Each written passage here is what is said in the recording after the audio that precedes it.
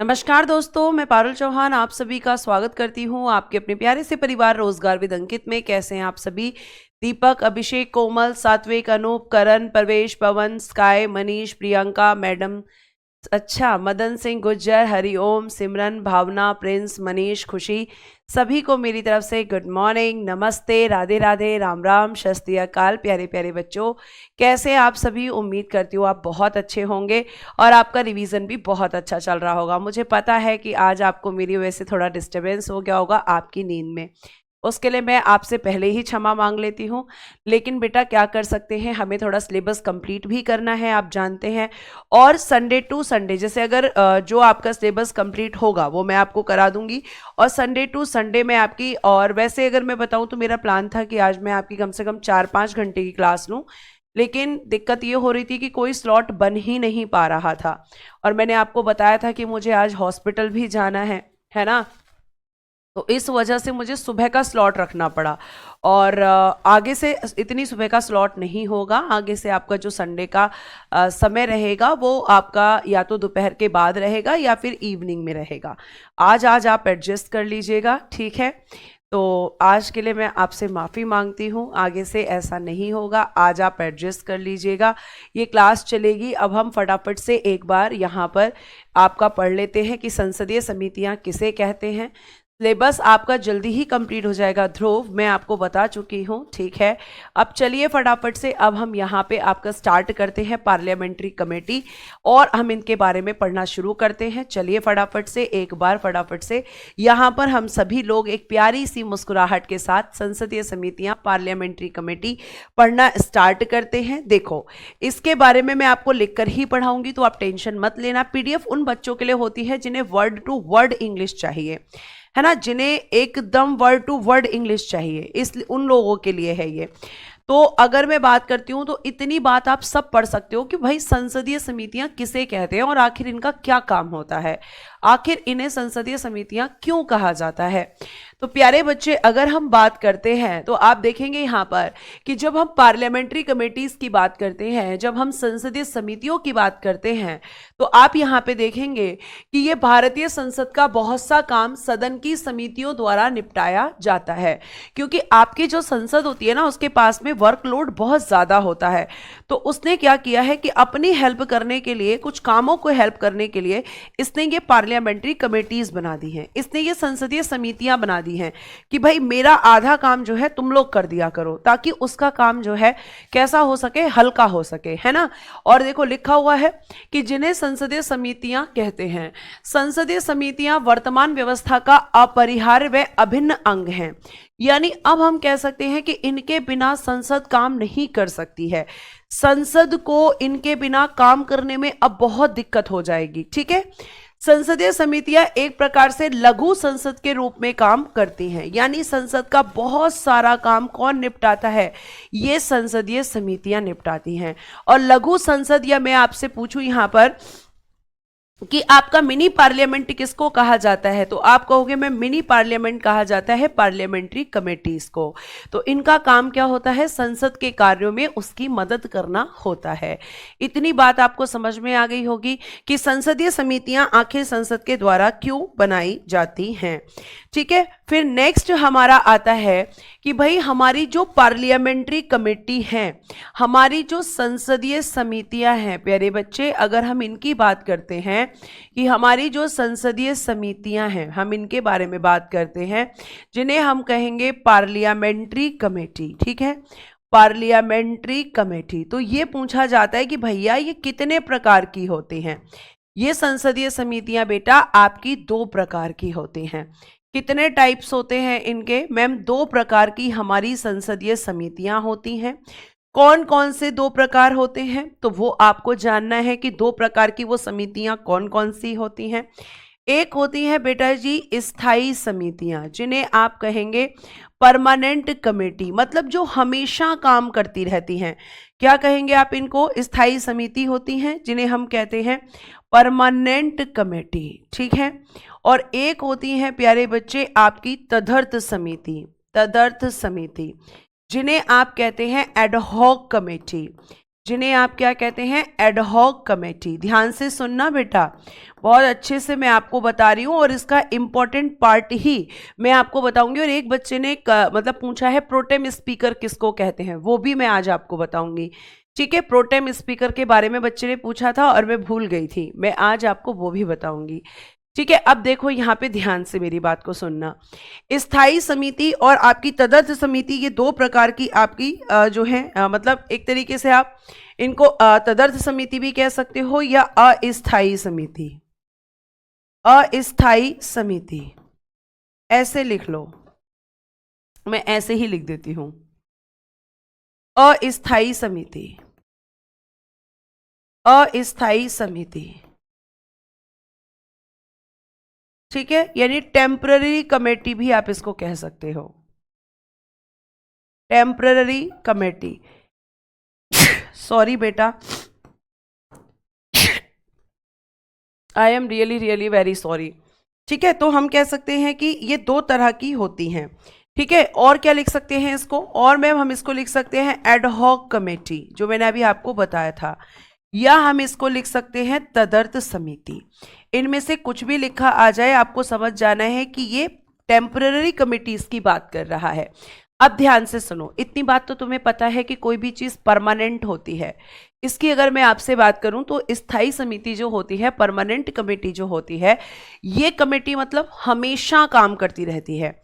ये कभी भी राज्यसभा जैसे होती है ना, उसकी तरह ही होती है, ये कभी भी खत्म नहीं होती। इसके सदस्य बदलते रहते हैं लेकिन ये समिति परमानेंट रहती है।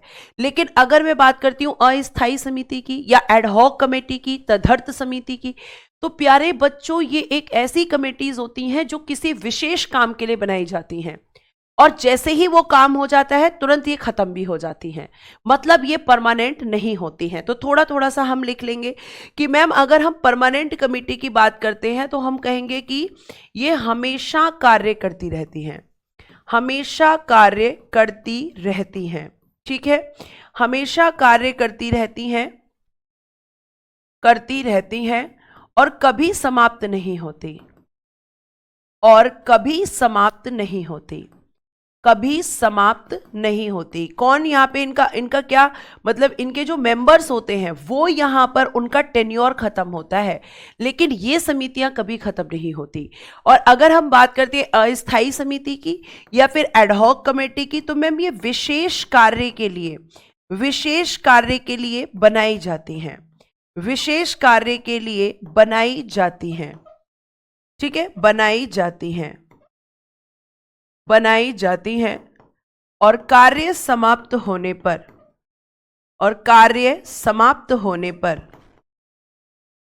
समाप्त हो जाती हैं।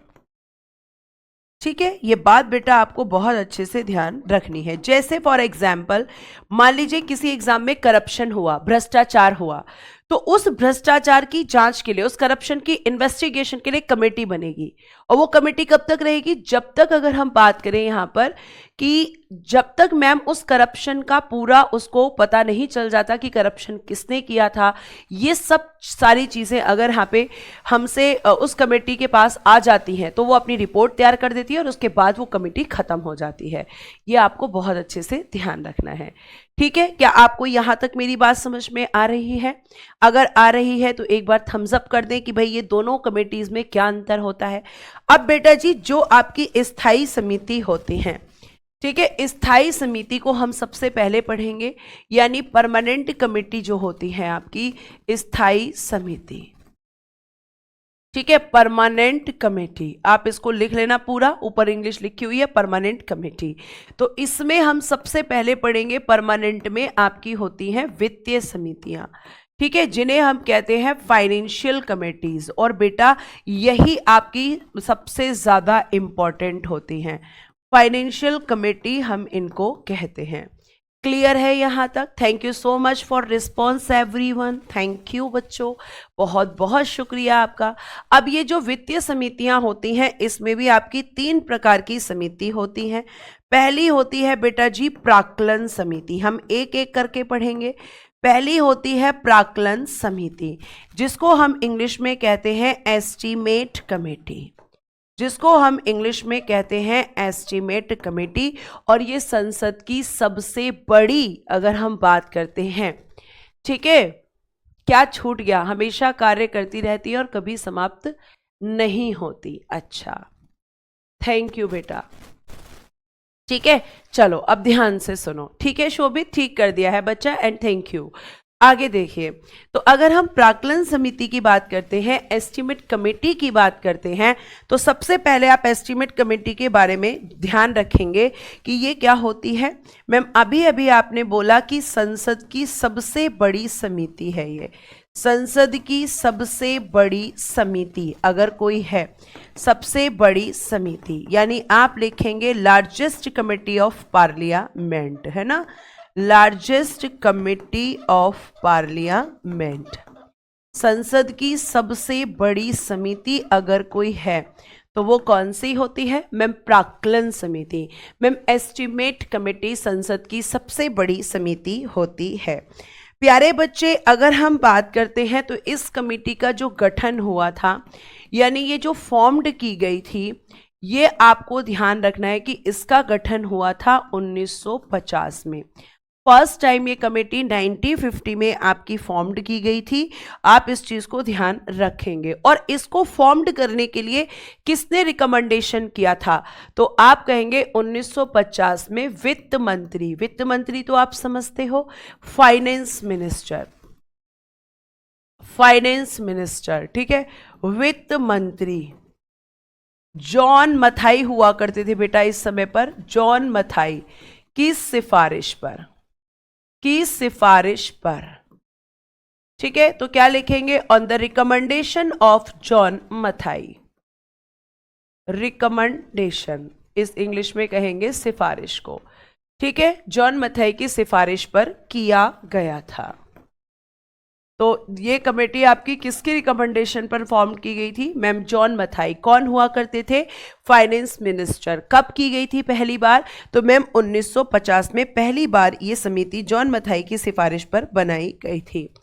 प्यारे बच्चे, अगर हम बात करते हैं इस कमेटी में कितने सदस्य होते हैं या कितने मेंबर्स होते हैं, तो बेटा यहाँ पर जो मेंबर्स होते हैं वो होते हैं 30, और 30 के 30 मेंबर्स लोकसभा से होते हैं, लोकसभा से होते हैं।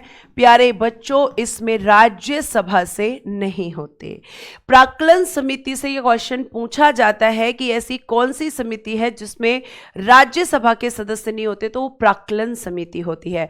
या संसद की सबसे बड़ी समिति कौन सी होती है? तो भी आंसर मैम प्राक्कलन समिति ही होगा, एस्टीमेट कमेटी ही होगा। यह आपको ध्यान रखना है। संगम, जैसे ही सिलेबस कंप्लीट हो जाएगा, मेरा अगला काम होगा आप लोगों के जितने भी जितने भी प्रीवियस ईयर क्वेश्चंस हैं वो, या फिर जो एक्सपेक्टेड क्वेश्चंस हैं वो सारे के सारे मैं आपको क्या कर दूंगी, सारे के सारे मैं आपको जो है रिवाइज करवा दूंगी। ये मेरा आपसे वादा है, लेकिन आफ्टर सिलेबस ही तो करवा पाऊंगी ना। पहले सिलेबस तो कंप्लीट कर लो, और अब मैं बीच में किसी का कमेंट नहीं लूंगी। तो बेटा प्लीज रिक्वेस्ट है कि अगर हमने ये क्लास सुबह रखी है और आपको इतनी सुबह जगना पड़ा है तो उसका फायदा उठाओ। ये सारे क्वेश्चंस के आंसर मैं आपको एंड में भी दे सकती हूँ, ठीक है। आगे देखिए, तो यहाँ पे आप ध्यान रखेंगे कि इसमें लोकसभा से ही मेंबर होते हैं, इसमें राज्यसभा से मेंबर नहीं होते हैं। तो आप ध्यान रखेंगे सदस्य कितने होते हैं? 30 होते हैं, ठीक है। अगर हम बात करते हैं तो इनमें जो 30 सदस्य होते हैं, इन सदस्यों का कार्यकाल कितना होता है, यानी टेन्योर ऑफ मेंबर्स अगर हमसे पूछा जाए, ठीक है, आप कहोगे मैम टेन्योर ऑफ मेंबर्स होता है, टेन्योर ऑफ कमेटी नहीं होता, ठीक है, क्योंकि भाई ये तो परमानेंट होगी ना, ये तो हमेशा काम करती रहेगी। रिटायर होगा तो कौन होगा? मेंबर्स होंगे। तो इनका कार्यकाल बेटा जी सिर्फ 1 वर्ष का होता है, ओनली 1 ईयर के लिए इसके सदस्य यहां पर आपको ध्यान रखना है कि यहां पर आते हैं, ठीक है। अब प्यारे बच्चे, अगर हम बात करते हैं तो इस समिति का कार्य क्या होता है, यानी फंक्शन क्यों बनाई जाती है आखिर आपकी एस्टीमेट कमेटी, यानी कि आपकी प्राक्कलन समिति, इसका फंक्शन क्या होता है, इसका कार्य क्या होता है? तो प्यारे बच्चे, इसका काम होता है सरकारी अपव्यय को रोकना। सरकारी अपव्यय को रोकना। मैम यही इसका काम है, सरकारी अपव्यय को रोकना। इसका क्या मतलब है मैम? ये तो थोड़ी सी टफ लैंग्वेज हो गई। सरकारी अपव्यय को रोकना इसका काम होता है, ठीक है। तो आपके जो आप कह सकते हो स्टॉप गवर्नमेंट वेस्टफुल एक्सपेंडिचर, या फिर अगर मैं आपको इसे इंग्लिश में दिखाऊं तो यहां पे देखिएगा क्या लिखा है कि यहाँ पे इसकी इंग्लिश क्या होगी मैम? लिखा है ना, सरकारी अपव्यय को रोकने के लिए ये सिफारिश करती है, रिकमेंडेशन करती है कि भैया खर्चे कम करो, है ना। तो हम क्या लिख सकते हैं? It recommends to stop government wasteful expenditure. सरकार के जो ऐसे खर्चे होते हैं जो बिना मतलब के खर्चे हैं, उनमें कमी करने के लिए कमेटी क्या करती है? तो आप कहोगे कि मैम रिकमेंडेशन करती है, आप कहोगे कि मैम सिफारिश करती है।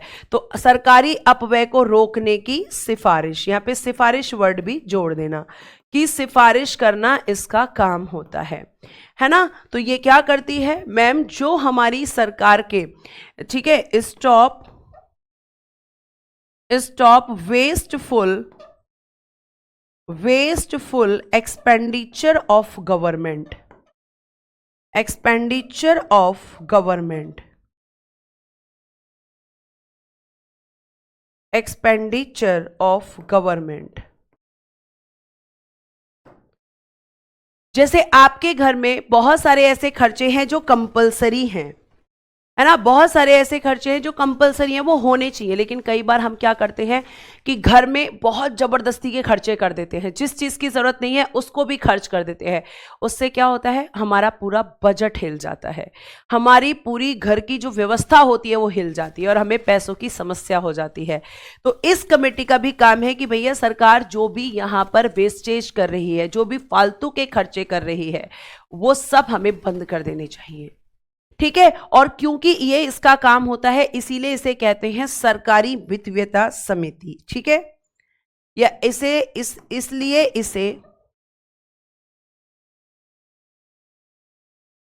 इसे स्थायी वित्तीयता समिति कहते हैं।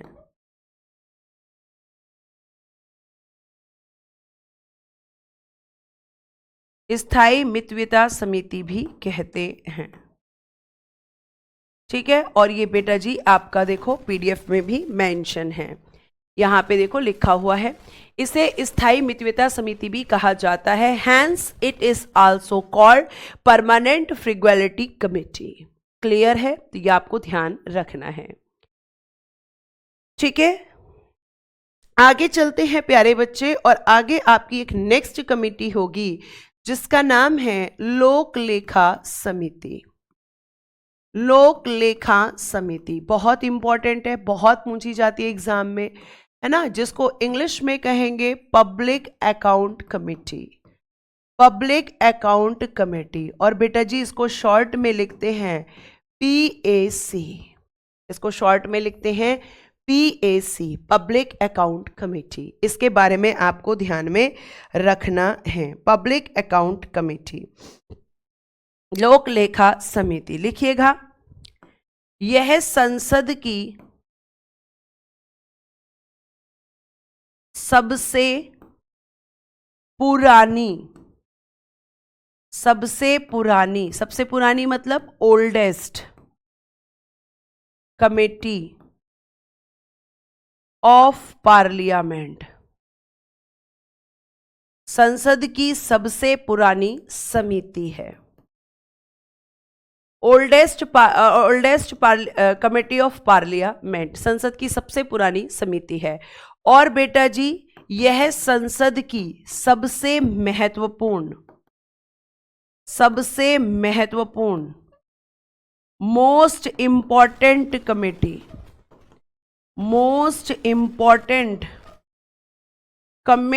ऑफ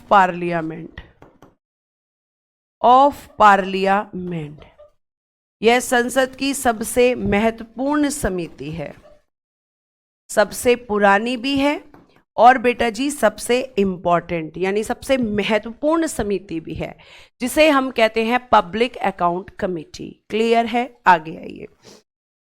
अगर प्यारे बच्चे इसके बारे में हम आगे बात करते हैं तो अब बात आती है कि इस समिति का गठन कब किया गया था। तो बेटा जी इस समिति का गठन हुआ था 1921 में। ठीक है, 1921 में इस समिति का गठन किया गया था। किसके अकॉर्डिंग? तो आप लिखेंगे भारत शासन अधिनियम, भारत शासन अधिनियम 1919, इंडियन गवर्नमेंट एक्ट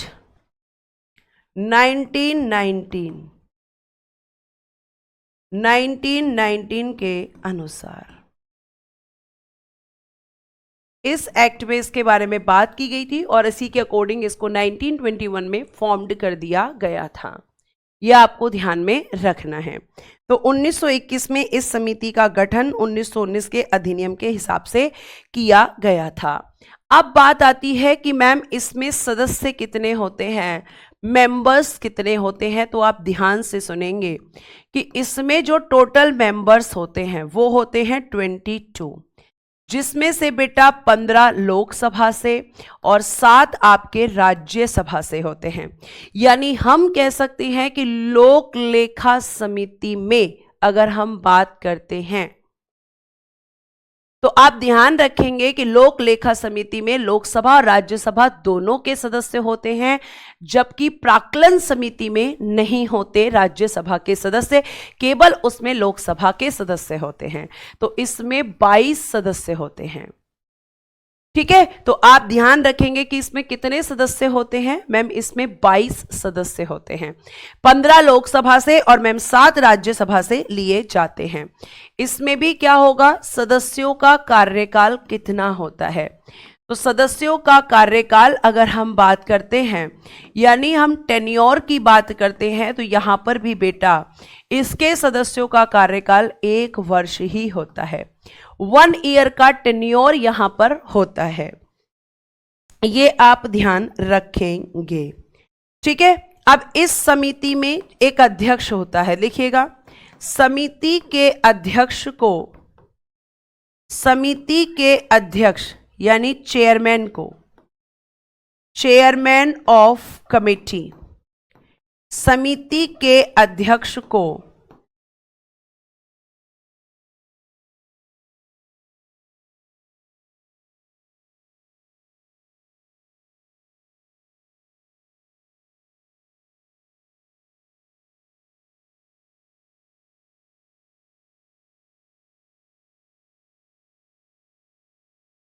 ठीक है, समिति के अध्यक्ष को लोकसभा अध्यक्ष, स्पीकर ऑफ लोकसभा अध्यक्ष, स्पीकर ऑफ लोकसभा, मनोनीत यानी कि मनोनीत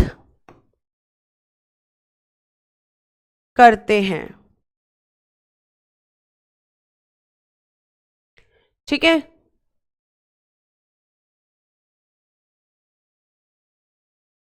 ठीक है बच्चा, तो ये आप ध्यान रखेंगे। अभी बात करेंगे ऋषु टेम्पररी कमेटीज के बारे में भी बात करेंगे बेटा, थोड़ा सा पेशेंस रखो, है ना। तो आपके इस समिति में जो अध्यक्ष होता है उसको कौन मनोनीत करता है, लोकसभा के अध्यक्ष करते हैं। लेकिन यहां पे एक चीज और ध्यान रखना जो बहुत ज्यादा पूछी जाती है बेटा, कि इस कमेटी में जो चेयरमैन होता है, इस कमेटी का, समिति का लिखना, इस समिति का अध्यक्ष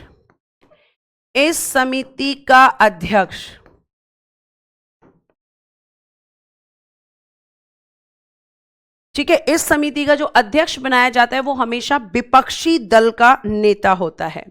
लिखिएगा, इस समिति का अध्यक्ष विपक्षी दल का नेता होता है। विपक्षी दल किसको कहते हैं मैम, ओपोजिशन पार्टी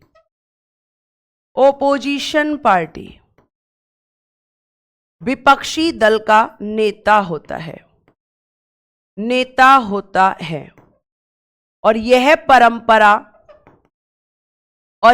परंपरा 1967 से चली आ रही है, 1967 से चली आ रही है।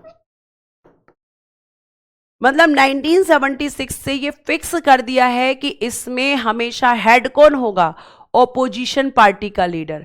कभी भी रूलर पार्टी का लीडर इसमें चेयरमैन नहीं हो सकता। क्यों नहीं हो सकता? क्योंकि ये जो पब्लिक अकाउंट कमेटी है ये करप्शन को सामने लेकर आ सकती है। अब करप्शन अगर कर यहां पे हो रहा है तो भाई जाहिर सी बात है कि रूलर पार्टी तो अपना करप्शन सामने लाएगी नहीं, तो इसीलिए इसका जो चेयरमैन होता है वो ओपोजिशन पार्टी का लीडर होता है। और 1967 से ये परंपरा आपके यहां पर चली आ रही है इस समिति के अंदर। ठीक है, अब देखो इस समिति की बात आ रही है तो मैम इसका कार्य क्या होता है, इसका फंक्शन बताओ। इसका कार्य क्या होता है, इसका फंक्शन क्या होता है? तो बेटा जब हम इसके कार्य की बात करते हैं तो सार्वजनिक व्यय दुरुपयोग को रोकने की सिफारिश करना। सार्वजनिक व्यय, सार्वजनिक व्यय मतलब जो पब्लिक एक्सपेंसेस होते हैं, मतलब जो सरकारी खर्चे होते हैं, सार्वजनिक व्यय एवं सार्वजनिक व्यय के दुरुपयोग, दुरुपयोग मतलब जो फालतू में किया जा रहा है कि दुरुपयोग को रोकना। मैम ये काम तो एस्टीमेट कमेटी का भी होता है, जी हां। और कमेटी केवल रिकमेंडेशंस करती हैं, सिफारिशें करती हैं, ऐसा नहीं कि ये जो बोलेंगी वो सब मान लिया जाएगा। ठीक है, तो क्या होता है, सार्वजनिक व्यय के दुरुपयोग को रोकना मैम यहां पे। और दूसरा काम क्या होता है, कैग, जो मैं आपको पढ़ाऊंगी अभी, कंप्ट्रोलर एंड ऑडिटर जनरल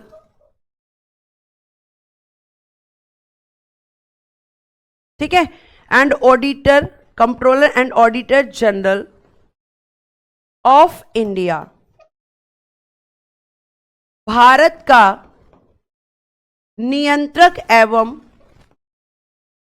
महालेखा परीक्षक, महालेखा परीक्षक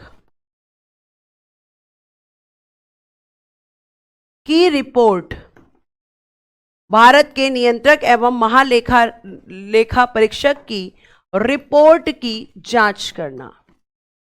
रिपोर्ट की जांच, जांच मतलब इन्वेस्टिगेशन, जांच करना। और यहां पे लिख लेना कि सिफारिश करती है, रिकमेंडेशन।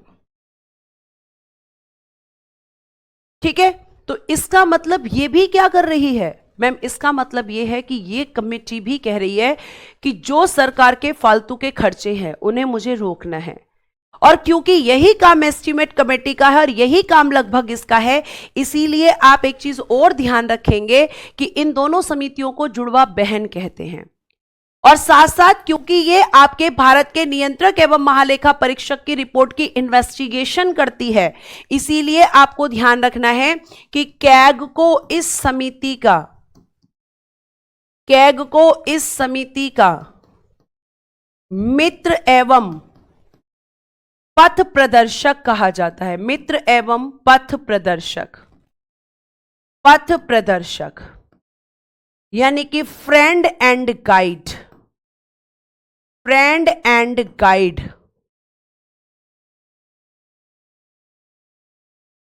मित्र एवं पथ प्रदर्शक कहा जाता है।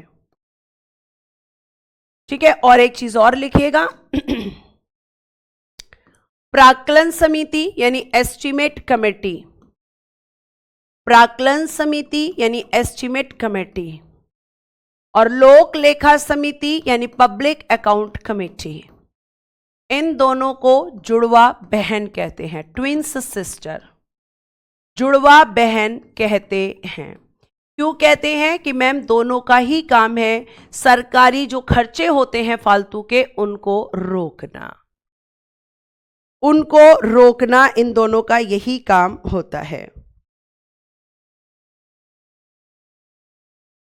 ठीक है, दोनों का काम क्या होता है, सेम, सार्वजनिक अपव्यय को रोकना, है ना, सरकार के जो फालतू के खर्चे होते हैं, अब वेस्टफुल एक्सपेंडिचर्स को स्टॉप करना, यही इनका काम है। क्योंकि दोनों का वही काम है, इसलिए क्या होती हैं, ट्विंस सिस्टर होती हैं। ध्यान रखिएगा, एक लाइन और लिखिएगा, public account committee, public account committee यानी लोक लेखा समिति अपनी रिपोर्ट लोकसभा अध्यक्ष को देती है, लोकसभा अध्यक्ष को देती है, यानी स्पीकर ऑफ लोकसभा को सबमिट करती है। ठीक है, ये आपको ध्यान रखना है। कैग बेटा जी आपको पढ़ाऊंगी अभी मैं। नदीम आपको बस इतना ध्यान रखना है कि कैग की रिपोर्ट की जांच करती है। कैग अभी मैं आपको पढ़ाऊंगी, सुप्रीम कोर्ट हाई कोर्ट पढ़ाने के बाद कैग पढ़ाऊंगी। तो ये समिति का काम क्या है, आपको यहां तक बात समझ में आई है? एक बार थम्स अप करो फटाफट। फिर हम एक इंपॉर्टेंट देखेंगे, आपकी नेक्स्ट आपकी लास्ट कमेटी सरकारी उपक्रम समिति।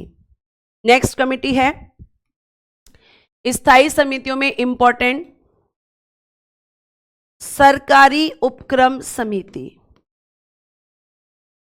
सरकारी उपक्रम समिति, सरकारी उपक्रम समिति, the committee on public undertaking, the committee on public undertaking,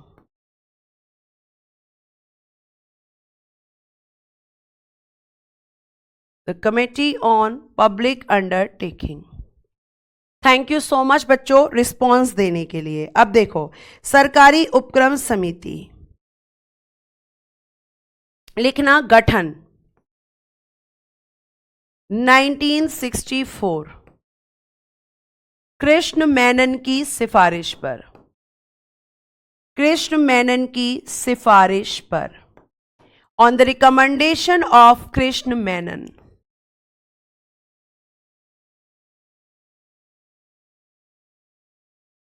recommendation Krishna Menon की सिफारिश पर इस समिति का गठन किया गया था 1964 में। यह आपको ध्यान रखना है। इसमें प्यारे बच्चे सदस्यों की संख्या, number of members, number of members कितने होंगे? सेम। लोक लेखा समिति की बराबर 22, 15 लोकसभा से और 7 बेटा जी राज्यसभा से। 15 लोकसभा से लिए जाते हैं और 7 राज्यसभा से लिए जाते हैं। ठीक है, फिर क्या बात आती है? इसके सदस्यों का कार्यकाल, सदस्यों का कार्यकाल, टेन्योर ऑफ मेंबर्स, ये कितना होता है मैम? केवल 1 वर्ष, केवल 1 वर्ष होता है। लिखिएगा इसके अध्यक्ष की नियुक्ति, इसके अध्यक्ष की नियुक्ति लोकसभा के, इसके अध्यक्ष की नियुक्ति मतलब अपॉइंटमेंट, इसके अध्यक्ष की नियुक्ति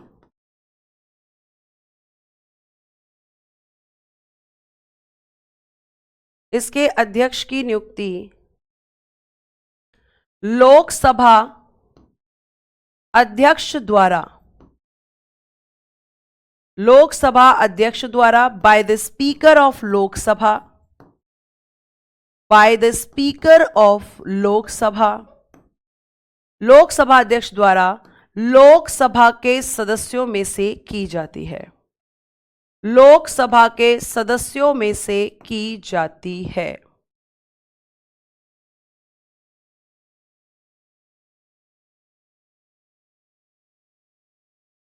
लोकसभा के सदस्यों में से की जाती है। ठीक है बेटा जी, किसके बारे में बात कर रहे हैं? सार्वजनिक उपक्रम समिति, सार्वजनिक उपक्रम समिति।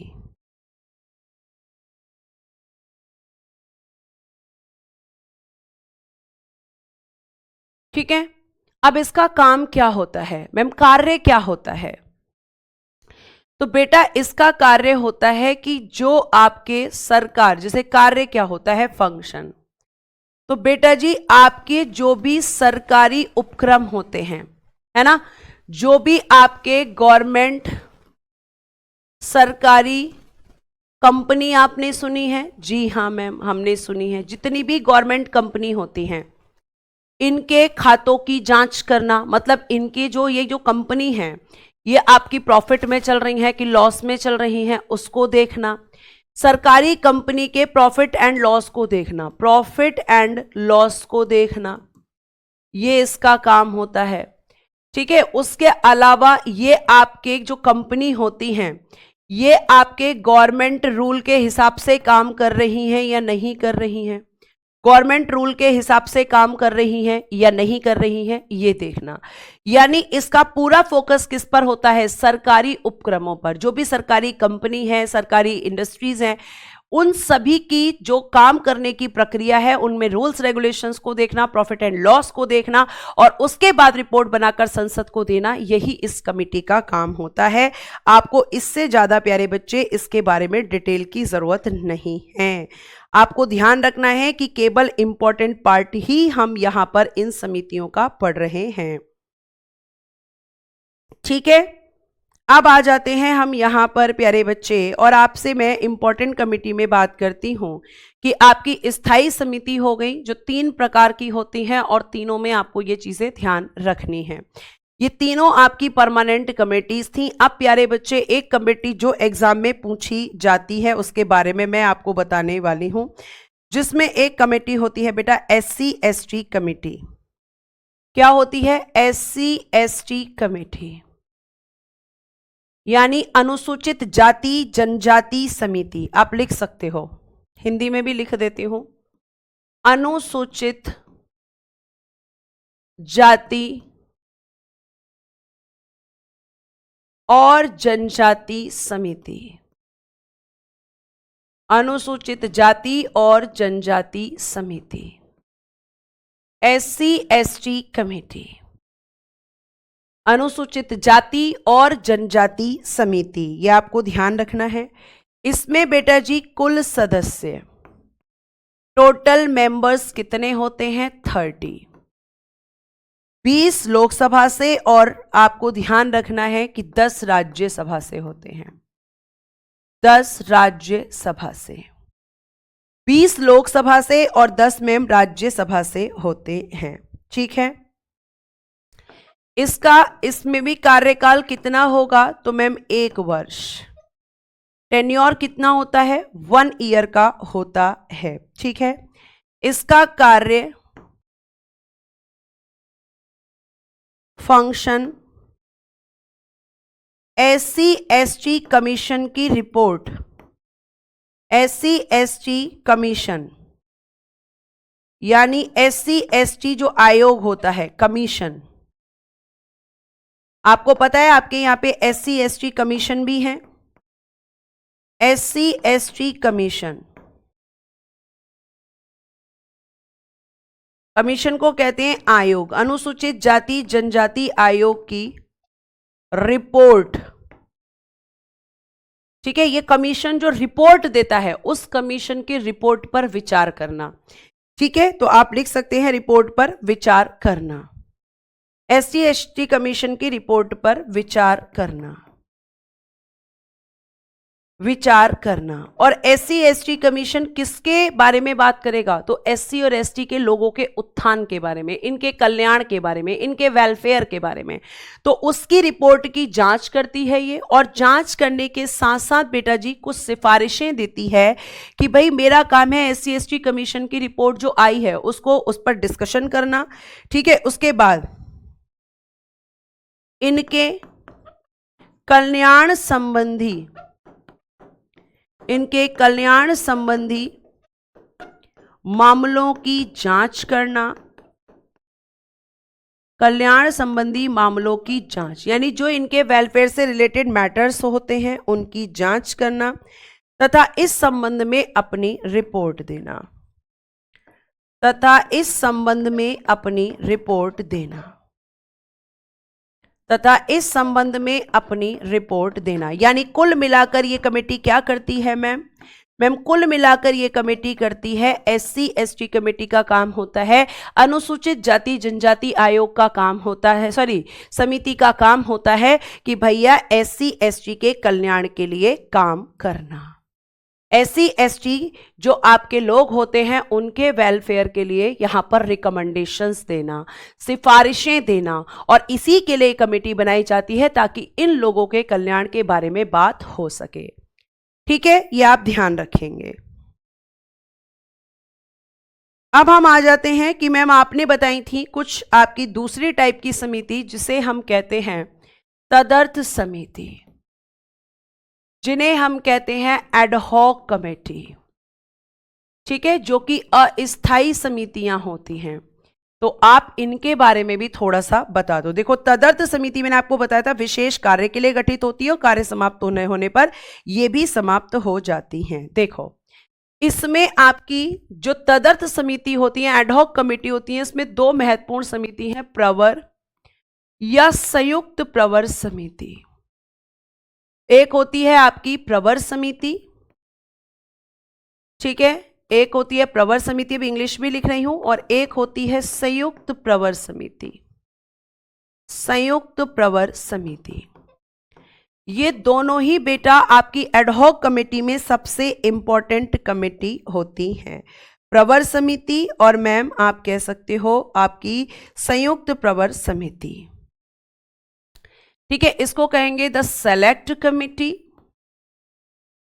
इंग्लिश में, और इसको कहेंगे the select joint committee, the select joint committee, the joint select committee, the joint select committee. अब मैम दोनों में अंतर क्या होता है, क्योंकि दोनों तो एक ही जैसी लग रही हैं, आपने नाम लिखा है तो ठीक है, आपने नाम लिखा है तो दोनों ऐसा लग रहा है कि दोनों एक जैसी हैं, प्रवर समिति और संयुक्त प्रवर समिति। तो प्यारे बच्चे आप यहां पे ध्यान रखेंगे कि ये आपका देखो, अगर मैं बात करती हूं केवल प्रवर समिति की यानी कि सेलेक्ट कमेटी की, तो प्रवर समिति क्या होती है कि ये आपकी लोकसभा और राज्यसभा में इनका गठन अलग अलग होता है। लिखिएगा, लोकसभा और राज्यसभा में अलग अलग गठित होती हैं, अलग अलग गठित यानी सेपरेट फॉर्म्ड होती हैं। और जब ये सेपरेट होती हैं तो इनमें जो सदस्य संख्या होती है, जो सदस्य होते हैं यानी जो मेंबर्स होते हैं, तो वो अपने अपने हाउस के 30 होते हैं।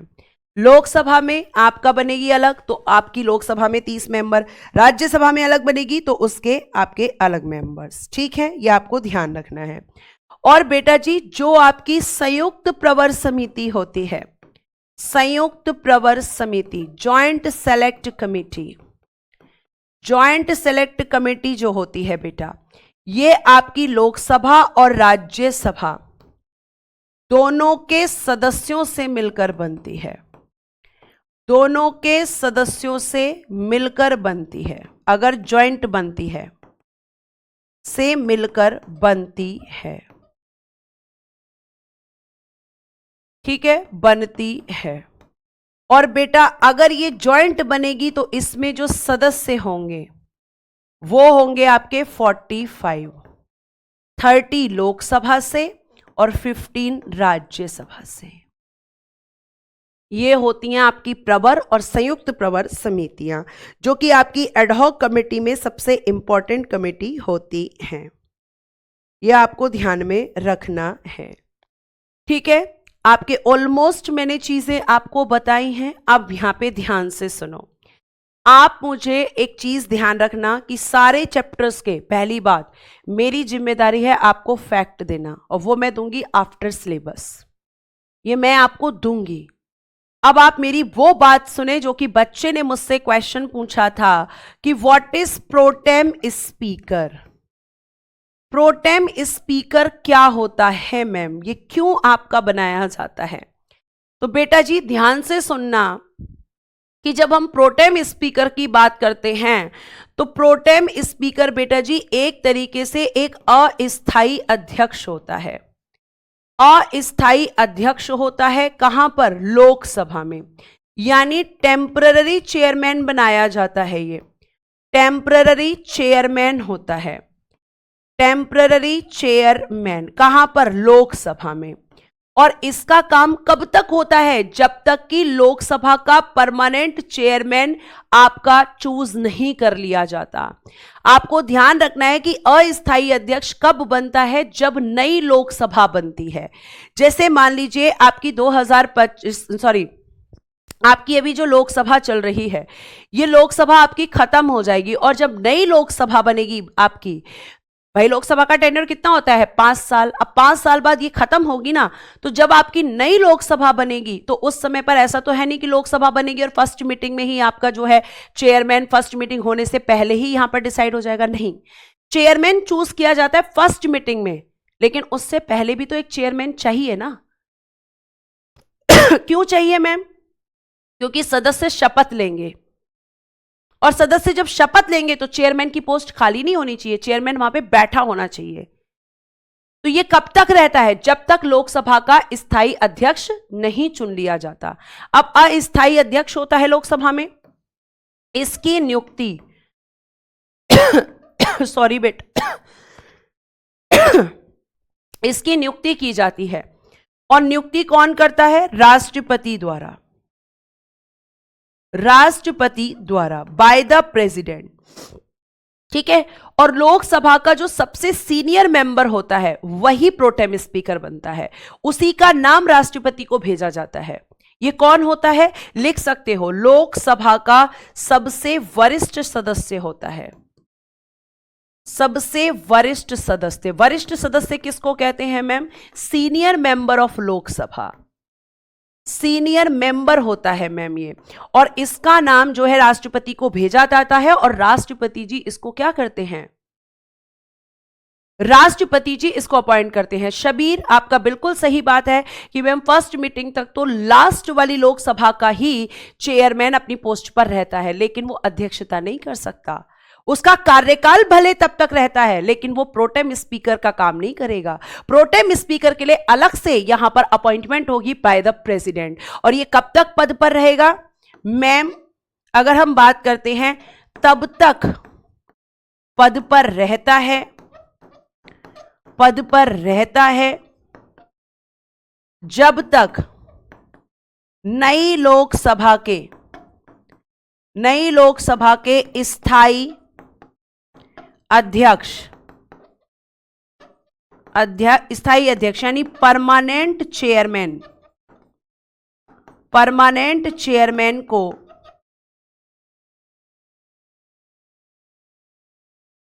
नहीं चुन लिया जाता। ये केवल तब तक रहता है। और नए मेंबर को कब नए स्पीकर को कब चुना जाता है? जब लोकसभा की फर्स्ट बैठक होती है। इसका काम केवल क्या होता है? इसका कार्य केवल तब तक है जब तक सदस्य शपथ ग्रहण करते हैं, क्योंकि शपथ ग्रहण करने के बाद ही वो मेंबर कहलाएंगे, उससे पहले नहीं। ये होता है बेटा जी प्रोटेम स्पीकर। ये होता है बेटा जी प्रोटेम स्पीकर।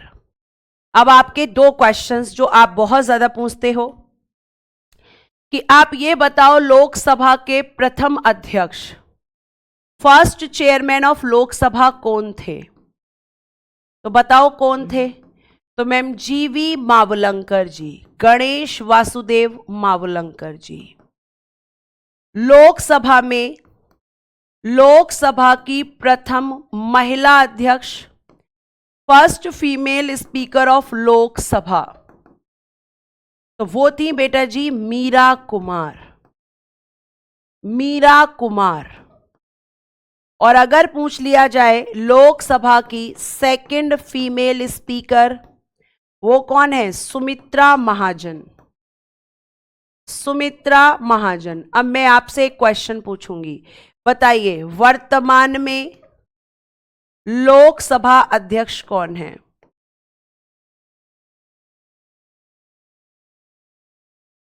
बताइए वर्तमान में लोकसभा अध्यक्ष कौन है? ये मेरा आपसे क्वेश्चन है, ठीक है, जल्दी से बताइए। और आपको बता दूं कि जीवी मावलंकर जी के खिलाफ अविश्वास प्रस्ताव भी आया था।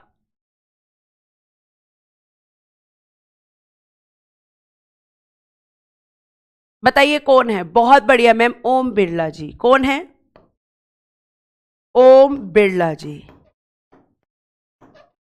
इन प्रेजेंट हैं स्पीकर ऑफ लोकसभा। यह आपका खत्म होता है और आपको पता है खत्म कैसे होता है? स्माइली के साथ। तो प्यारी सी स्माइली हमें आपके लिए देनी है, ये रही, ठीक है। और अब हम स्टार्ट करेंगे आपका सुप्रीम कोर्ट, उच्चतम न्यायालय।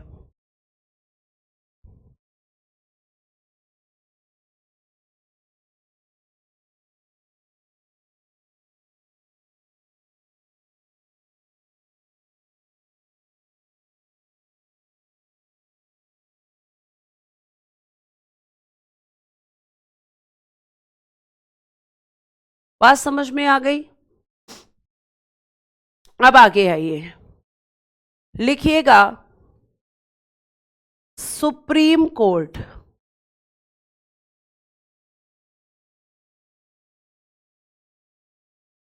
उच्चतम न्यायालय, उच्चतम कह लो या सर्वोच्च कह लो, एक ही बात है।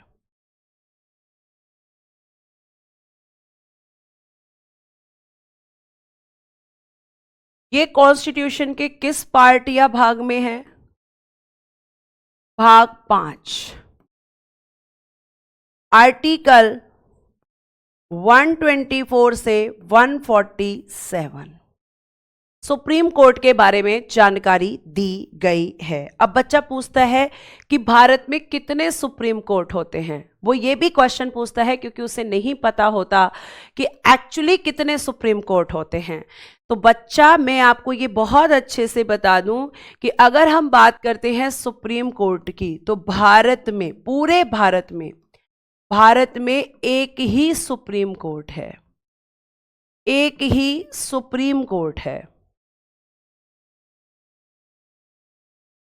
एक ही सुप्रीम कोर्ट है। और ये जो सुप्रीम कोर्ट है ये आपका कहां पर है? दिल्ली में, दिल्ली में स्थित है। एक ही सुप्रीम कोर्ट है और ये दिल्ली में स्थित है, ठीक है। अब देखो बहुत सारे बच्चे लिख रहे हैं कि 25 सुप्रीम कोर्ट हैं। ये देखो सुप्रीम कोर्ट एक ही होता है, सुप्रीम कोर्ट 25 नहीं हो सकते हैं, सुप्रीम कोर्ट एक ही होता है पूरे भारत में, ठीक है। ये आपको ध्यान रखना है, ये चीजें आपको पता होनी चाहिए। मेरे को पता है बहुत सारे बच्चों को ये बेसिक चीजें नहीं पता होती हैं, ठीक है। तो ये चीज आप ध्यान रखेंगे कि कितने हैं, आप कहोगे एक। अब हम बात करते हैं कि आपका भारत में, स्वतंत्र भारत की बात नहीं कर रही, भारत में, ठीक है, भारत में पहला सुप्रीम कोर्ट कब बना था और कहां? भारत का पहला सुप्रीम कोर्ट, पहला सुप्रीम कोर्ट, इसकी स्थापना कब हुई थी? तो आप कहोगे मैम इसकी स्थापना हुई थी 1774 में। कहां पर हुई थी? कलकत्ता में, जिसे आज आप कहते हो कोलकाता, उसको पहले कहते थे कलकत्ता, ठीक है। और यह भी ध्यान रखना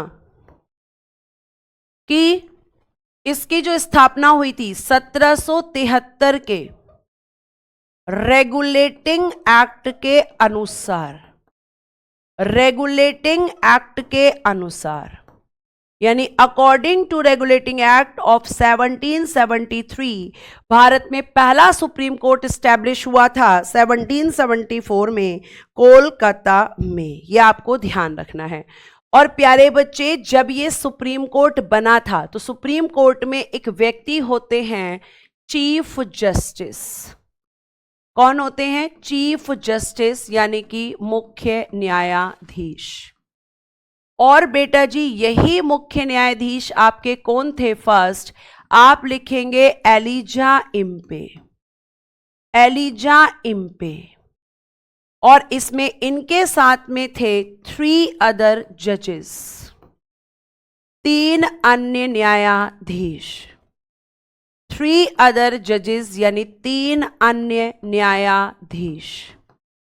कौन कौन थे? Chambers, लिमेस्टर and hide, लिमेस्टर and hide, ये 3 जजेस थे आपके अदर। और अगर प्यारे बच्चे हम आगे बात करते हैं तो इसी तरीके से आपका भारत में, भारत का पहला संघीय न्यायालय, फर्स्ट फेडरल कोर्ट, पहला संघीय न्यायालय, फर्स्ट फेडरल कोर्ट, इसके बारे में आती है कि इसकी स्थापना कब हुई और कहां पर हुई, ये आपसे पूछा जाता है। तो इसकी जो स्थापना हुई थी वो हुई थी अक्टूबर 1937 में। अक्टूबर 1937 में दिल्ली में स्थापित किया गया था इसको, दिल्ली में। लिखिएगा 1935 के अधिनियम के अनुसार, 1935 के अधिनियम के अनुसार, अकॉर्डिंग टू एक्ट ऑफ 1935 आपका फर्स्ट फेडरल कोर्ट बना था आपके भारत में, यह आपको ध्यान रखना है, दिल्ली में। और इसमें जो आपके चीफ जस्टिस थे वो कौन थे? तो वो थे बेटा जी मॉरिस ग्वेयर, अंग्रेज था। मॉरिस ग्वेयर ये था चीफ जस्टिस इस फेडरल कोर्ट का। और इसी फेडरल कोर्ट को प्यारे बच्चे आपका वर्तमान में आप क्या कहते हैं? Supreme court. इसी फेडरल कोर्ट की जगह आपके प्रेजेंट में, मतलब स्वतंत्र भारत में अगर हम बात करते हैं तो आप कहोगे कि मैम अगर हम बात करते हैं तो हमारा जो वर्तमान में सुप्रीम कोर्ट है, वर्तमान में सुप्रीम कोर्ट, इसकी अगर हम स्थापना की बात करते हैं तो वो हुई थी 26 जनवरी 1950 को। और इसका जो उद्घाटन मतलब इनॉग्रेशन, मतलब इसने जो काम करना शुरू किया था वो किया था 28 जनवरी 1950 को। और ये कहां पर है? तो मैम ये दिल्ली में है। कहां पर है ये? दिल्ली में है। कहां पर है बेटा जी? ये दिल्ली में है, ये आपको ध्यान में रखना है। और अगर हम बात करते हैं कि जब ये सुप्रीम कोर्ट बना था तो अगर हम आपसे पूछें कि भारत के पहले मुख्य न्यायाधीश कौन थे? मुख्य न्यायाधीश, first chief justice of India, first chief justice of India, ये कौन थे? तो आप कहोगे वो थे ma'am Hiralal J Kania, Hiralal J Kania, first chief justice of India. ठीक है बेटा, पंकज वेडनेसडे से स्टार्ट होगी, वेडनेसडे से।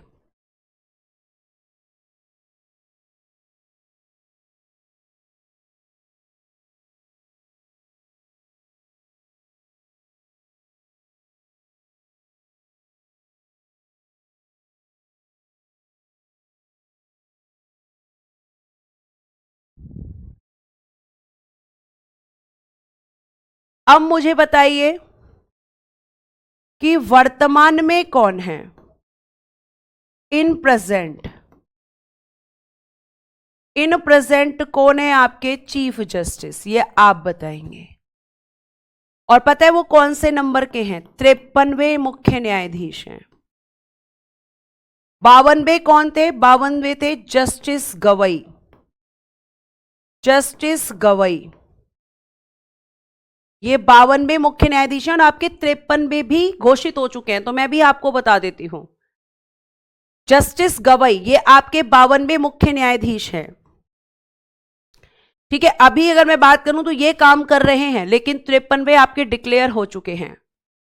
सूर्यकांत जी कौन से हैं? सूर्यकांत जी, यानी जस्टिस गवई की जगह अब सूर्यकांत जी आपका यहां पे चीफ जस्टिस का स्थान लेंगे और ये भारत के 53वें मुख्य न्यायाधीश है। वेरी गुड अनिकेत और प्रेमाराम। ये कब बनेंगे मैम? तो ये आपके 24 नवंबर 2025 को शपथ लेंगे।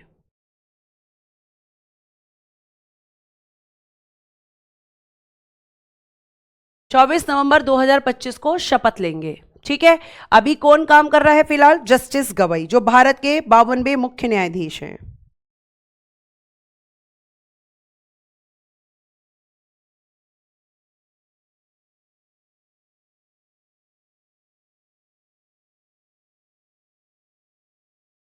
ठीक है, अब आप पूछेंगे एक क्वेश्चन बच्चा बहुत पूछता है, फर्स्ट फीमेल चीफ जस्टिस, तो बेटा दी अभी तक कोई नहीं है, अभी तक कोई नहीं बनी है, अभी तक फीमेल में कोई भी चीफ जस्टिस नहीं बनी है। फिर पूछता है बच्चा, फर्स्ट फीमेल जज ऑफ सुप्रीम कोर्ट, जज ऑफ सुप्रीम कोर्ट, उच्चतम न्यायालय की पहली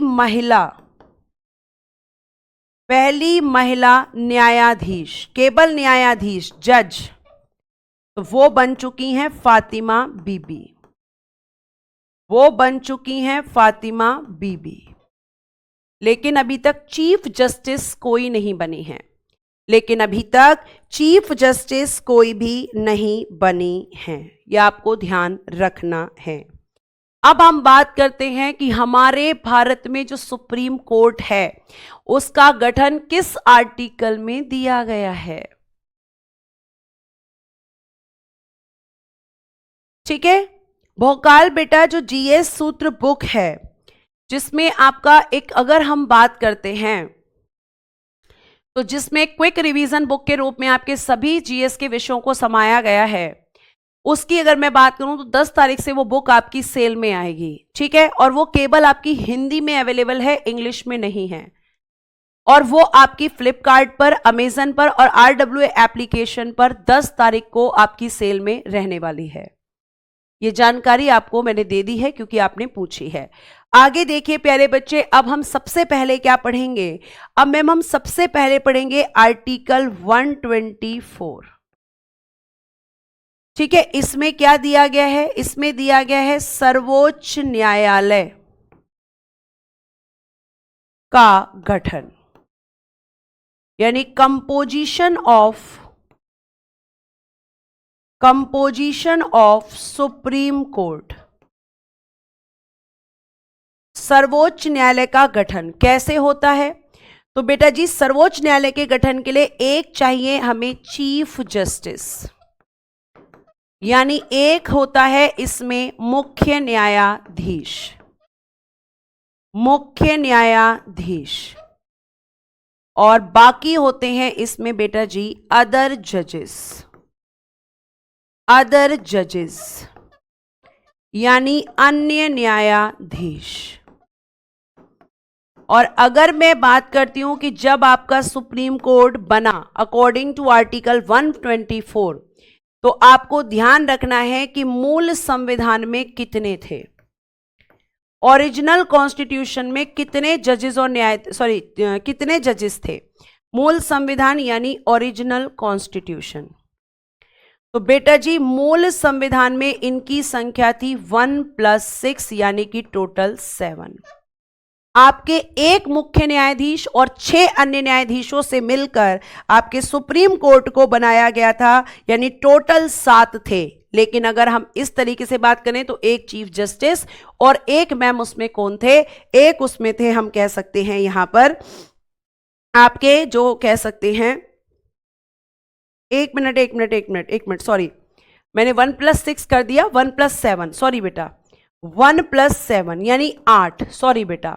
तो एक कौन हो गए, एक चीफ जस्टिस, और 7 कौन हो गए, अन्य न्यायाधीश। तो टोटल मिलाकर कितने थे मैम, 8। सॉरी बेटा जी मैंने यहां पे कर दिया था आपका गलती से यहां पर 7, इसको ठीक कर लेना 8। ठीक है, इतनी बात आपको समझ में आ गई है। अब ध्यान रखिएगा, आपको यह ध्यान रखना है कि अब यही बात अगर हम पूछें वर्तमान में कितने हैं मैम, इन प्रेजेंट बताइए, तो इन प्रेजेंट 1 + 33 यानी टोटल 34 हैं, और एक चीफ जस्टिस और अदर जजेस यानी 33। एक चीफ जस्टिस और अदर जजेस कितने हैं, 33। अब ध्यान से सुनना, अगर आपसे क्वेश्चन पूछा जाएगा टोटल जजेस of supreme court, answer is 34। लेकिन क्वेश्चन पूछा जाएगा आपके अदर जजेस इन सुप्रीम कोर्ट, तो आंसर इज 33। दोनों क्वेश्चन में अंतर है। ठीक है, ये आपको ध्यान रखना है। दीपक बेटा आर्टिकल्स में आपको सारे आर्टिकल्स की पीडीएफ दूंगी अलग से, आप टेंशन मत लो, सारा कंटेंट आपके पास चला जाएगा। ठीक है, ये आपको ध्यान रखना है। तो वर्तमान में कितने हैं, 34। अब हम यहां पे ये देखेंगे कि मैम 8 से 34 हो गए, तो भाई सुप्रीम कोर्ट में जजेस की संख्या कौन बढ़ाता है, किसके पास ये अधिकार होता है, तो ध्यान से सुनना। देखो, जो सुप्रीम कोर्ट होता है, इस सुप्रीम कोर्ट में न्यायाधीशों की संख्या में वृद्धि, न्यायाधीशों की संख्या में वृद्धि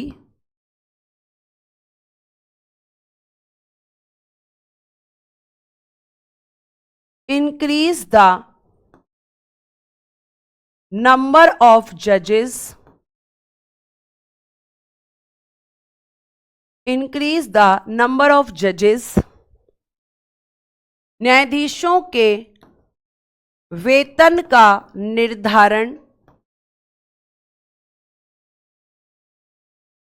डिटरमाइन द सैलरी ऑफ जजेस, द सैलरी ऑफ जजेस। उसके अलावा सुप्रीम कोर्ट के क्षेत्राधिकार में वृद्धि, क्षेत्राधिकार में वृद्धि, increase the jurisdiction, increase the jurisdiction of Supreme Court। ये सारा काम बेटा कौन करता है, सारा काम करती है संसद द्वारा, by the parliament, by the parliament. संसद के द्वारा सुप्रीम कोर्ट में जजेस की संख्या बढ़ाई जा सकती है, इनके वेतन का निर्धारण किया जाता है, इनके क्षेत्राधिकार में यानी सुप्रीम कोर्ट के जुरिस्डिक्शन को बढ़ाना किसका काम होता है, तो मैम ये सारा काम करती है संसद, ये सारा काम संसद करती है, ये आपको ध्यान में रखना है।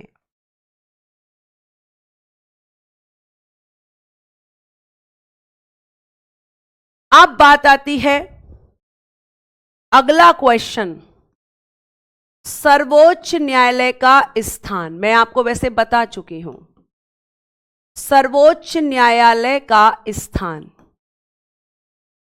यानी आपके देश का सुप्रीम कोर्ट कहां पर है, पीडीएफ दे दूंगी बाइलिंगुअल, टेंशन मत लेना।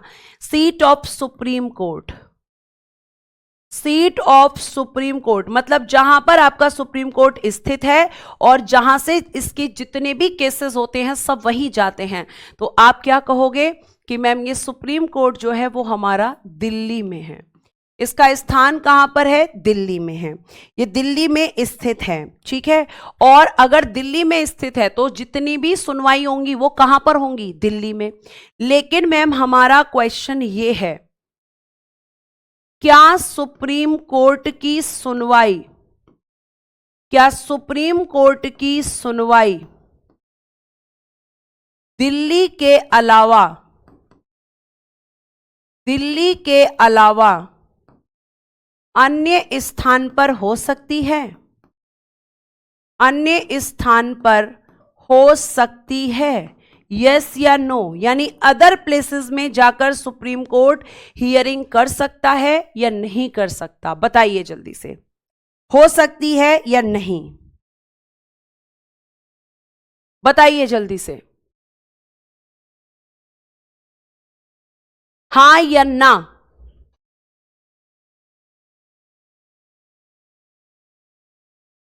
आप कहोगे हां, लेकिन इसके लिए,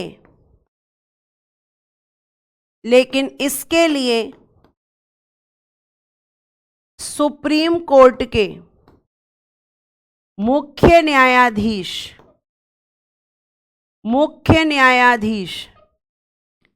यानी chief justice of supreme court को राष्ट्रपति,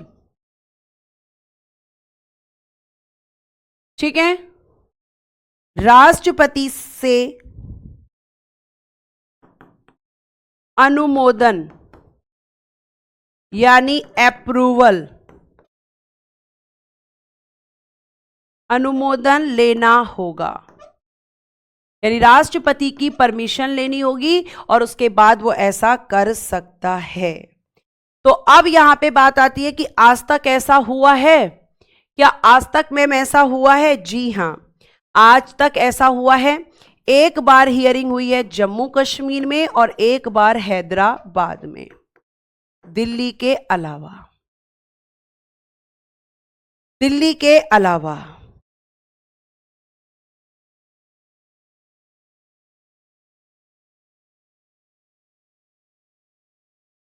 ठीक है, समझ आई यहां तक बात? दिल्ली के अलावा कहां पर? तो जम्मू कश्मीर और हैदराबाद में हो चुकी है। फिर अब हमारा बात आता है कि हमें जज बनने के लिए क्वालिफिकेशंस, अब मैंने वैसे ही आपको बताई हुई हैं क्वालिफिकेशंस, योग्यताएं। आर्टिकल 124 का सब क्लॉज 3, बताओ कहां पर बताई थी क्वालिफिकेशंस?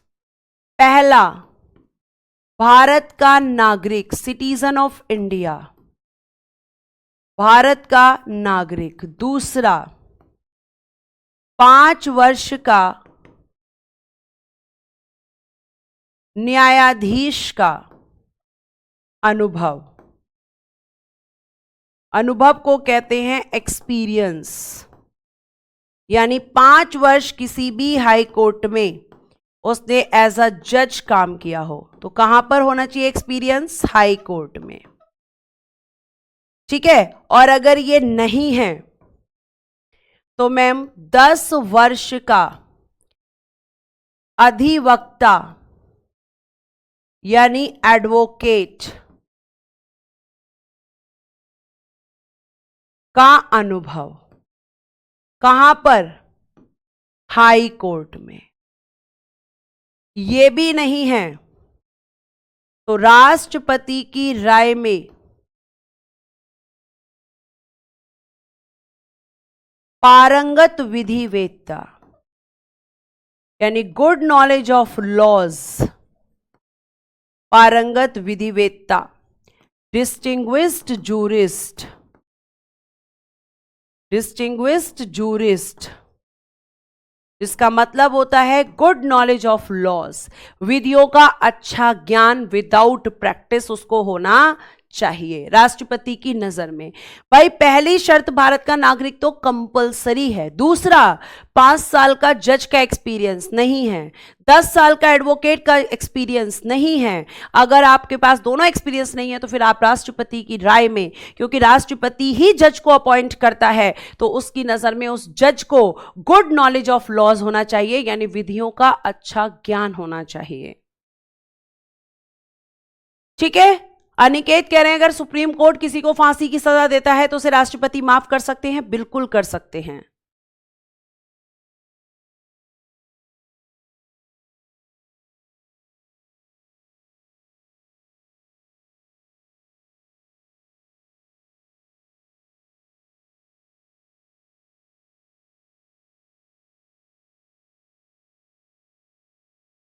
अब देखिएगा, अब हम बात करते हैं अपॉइंटमेंट, नियुक्ति की। नियुक्ति, अपॉइंटमेंट, अपॉइंटमेंट, नियुक्ति। सबसे पहले बात करेंगे मुख्य न्यायाधीश, जो इसमें चीफ जस्टिस होते हैं। मुख्य न्यायाधीश, चीफ जस्टिस, चीफ जस्टिस। ठीक है। तो मुख्य न्यायाधीश की जो नियुक्ति की जाती है बेटा जी, राष्ट्रपति के द्वारा की जाती है। लिखना, राष्ट्रपति द्वारा, bye the president, bye the president, राष्ट्रपति द्वारा। और आधार क्या होता है इनकी नियुक्ति का? बेस। आधार क्या होता है? किस आधार पर चीफ जस्टिस जो हैं वो आपके नियुक्त किए जाते हैं? तो आप लिखेंगे वरिष्ठता, आप लिखेंगे सीनियरिटी। यानी सुप्रीम कोर्ट में जो आपके जजेस होते हैं उनमें जो सबसे सीनियर जज होता है उसी को as a chief justice by the president appoint किया जाता है। आपके यहां पर सीनियरिटी को देखा जाता है, किसके लिए? चीफ जस्टिस के लिए। और बेटा जो आपके अदर जजेस होते हैं, अगर हम बात करते हैं अन्य न्यायाधीशों की, अन्य न्यायाधीश यानी अदर जजेस, अदर जजेस। ठीक है। तो इनकी जो नियुक्ति है वो आपकी आर्टिकल 124 के सब क्लॉज 2 में है, और इनकी नियुक्ति भी होती है राष्ट्रपति द्वारा। लेकिन यहां राष्ट्रपति अपनी मर्जी से अपॉइंटमेंट नहीं करते हैं, बल्कि यहां आप देखोगे कि राष्ट्रपति जो है क्या करते हैं? नियुक्ति तो करते हैं, ठीक है, लेकिन राष्ट्रपति को लेनी होती है यहां पर सलाह, या लेना आपको एडवाइस लेनी होती है आपके राष्ट्रपति को। किस किस की? तो देखो, इनको सलाह लेनी होती है मुख्य न्यायाधीश जो होंगे सुप्रीम कोर्ट के, उनकी, मुख्य न्यायाधीश की, यानी चीफ जस्टिस की सलाह इनको चाहिए जजेस की अपॉइंटमेंट में। फिर आपके जो चीफ जस्टिस हैं, आपके जो मुख्य न्यायाधीश हैं, इनको भी सलाह लेनी होती है। इनको सलाह लेनी होती है किससे? इनको सलाह लेनी होती है फोरमोस्ट सीनियर, फोरमोस्ट, मैं अगली स्लाइड पे लिख रही हूं, फोरमोस्ट सीनियर जजेस ऑफ सुप्रीम कोर्ट से, जजेस ऑफ सुप्रीम कोर्ट, यानी कि उच्चतम न्यायालय के 4 वरिष्ठतम न्यायाधीशों से, 4 वरिष्ठतम न्यायाधीशों से इनको लेनी होती है सलाह। और बेटा जी ये जो आपके फोरमोस्ट सीनियर से जो एडवाइस ली जाती है, ये जो सलाह होती है, ये जो एडवाइस ली जाती है बेटा, वो ली जाती है रिटन फॉर्म में, लिखित रूप में ली जाती है, ऑरल फॉर्म में नहीं। अगर ये एडवाइस रिटर्न फॉर्म में होगी, तभी आपके राष्ट्रपति जी आपके मुख्य न्यायाधीश के एडवाइस को मानेंगे, अदरवाइज नहीं। और क्योंकि यहां पर ये जो एडवाइस ली जा रही है, ये जो सलाह ली जा रही है, इसी को कहते हैं कॉलेजियम सिस्टम, इसी को कहते हैं कॉलेजियम व्यवस्था। और आपने सुना होगा, तो राष्ट्रपति अपॉइंट करते हैं, लेकिन किसकी सलाह? मुख्य न्यायाधीश। और मुख्य न्यायाधीश किससे सलाह लेते हैं? में मुख्य न्यायाधीश सलाह लेते हैं फोर मोस्ट सीनियर जजेस ऑफ सुप्रीम कोर्ट से, और ये रिटर्न फॉर्म में होनी चाहिए। यह आपको ध्यान रखना है, इसी को आप कहते हैं कॉलेजियम व्यवस्था, यह आपको ध्यान में रखना है। अब यहां पे बच्चों ने मुझसे क्वेश्चन पूछा था कि मैम अगर चीफ जस्टिस एक्टिंग प्रेसिडेंट बन जाते हैं तो चीफ जस्टिस का काम कौन करता है? नहीं, सिंपल, मैं नहीं रहने दे सकती बेटा। आपको अगर नहीं पढ़ना है, आपका दिमाग नहीं काम कर रहा है बच्चा, तो आप बाद में पढ़ लेना। लेकिन मुझे, अब देखो 8 बजे से आपकी मैथ्स की क्लास है ना, तो मैं आपको छोड़ दूंगी 7:55 पे या 7:50 पे, अभी तो नहीं। मतलब मैं एक्स्ट्रा क्लास लगा रही हूं, मैं खड़ी हूं, मैं भी तो आपके साथ बेटा एफर्ट्स लगा रही हूं। अगर आप ऐसे करोगे तो फिर कैसे कोर्स पूरा होगा? आप एकदम थक जाते हो। और इतना इंटरेस्टिंग चीजें चल रही हैं, आपको अपने देश के बारे में पता चल रहा है कि हमारे देश में न्यायिक व्यवस्था कैसी है, संसद कैसी है, कैसे ये लोग काम करते हैं, कैसे कानून बनते हैं, उसके बाद भी आपको बोरियत हो रही है। ऐसा नहीं करना है बेटा, ऐसा करोगे तो फिर कैसे काम चलेगा? पेपर आपके सर पे है। और मुझे चिंता है इस बात की कि आपका क्वेश्चन नहीं छूटना चाहिए। जितना हो रहा है मैं थ्योरी से करा रही हूं, बाकी जो बचेगा सब क्वेश्चन के थ्रू कवर करा दूंगी। प्रैक्टिस तो मैं आपको कराऊंगी, क्योंकि मैंने जो प्रॉमिस किया वो मुझे पूरा करना है आपके साथ। ठीक है, भले ही मैं पॉलिटी का 2 पार्ट में रिवीजन कराऊं, लेकिन करवाऊंगी। तो प्लीज आप लोग कोऑपरेट करें बेटा, आपसे रिक्वेस्ट है मेरी। ठीक है, उसके बाद लिखेगा आर्टिकल 126, इसमें लिखिएगा कार्यकारी मुख्य न्यायाधीश, कि जब आपके सुप्रीम कोर्ट के जज एक्टिंग प्रेसिडेंट के रूप में काम करने लगते हैं तो आपको ध्यान रखना है कौन यहां पे काम करता है। कार्यकारी मुख्य न्यायाधीश की नियुक्ति, अपॉइंटमेंट ऑफ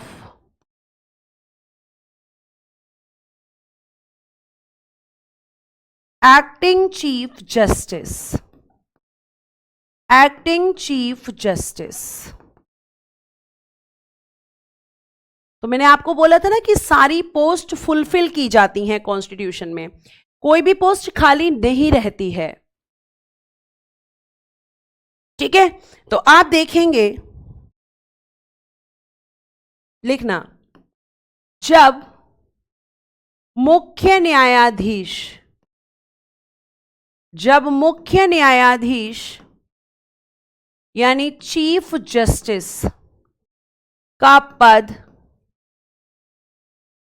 रिक्त हो का, सॉरी, एक मिनट रुकना, जब मुख्य न्यायाधीश का पद रिक्त यानी वैकेंट, रिक्त हो या वह अपने पद पर अनुपस्थित हो, अनुपस्थित यानी कि एब्सेंट, एब्सेंट, अनुपस्थित हो, तब राष्ट्रपति अन्य न्यायाधीशों, जो 33 जजेस होते हैं इनके अलावा, तब राष्ट्रपति अन्य न्यायाधीशों यानी अदर जजेस, अन्य न्यायाधीशों में से किसी एक को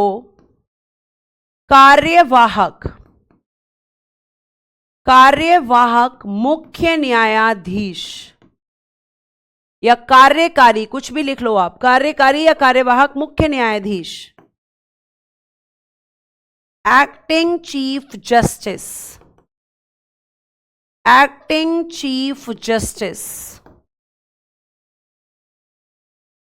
नियुक्त करते हैं, नियुक्त करते हैं।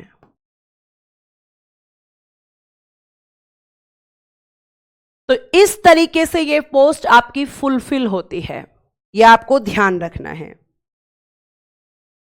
ठीक है।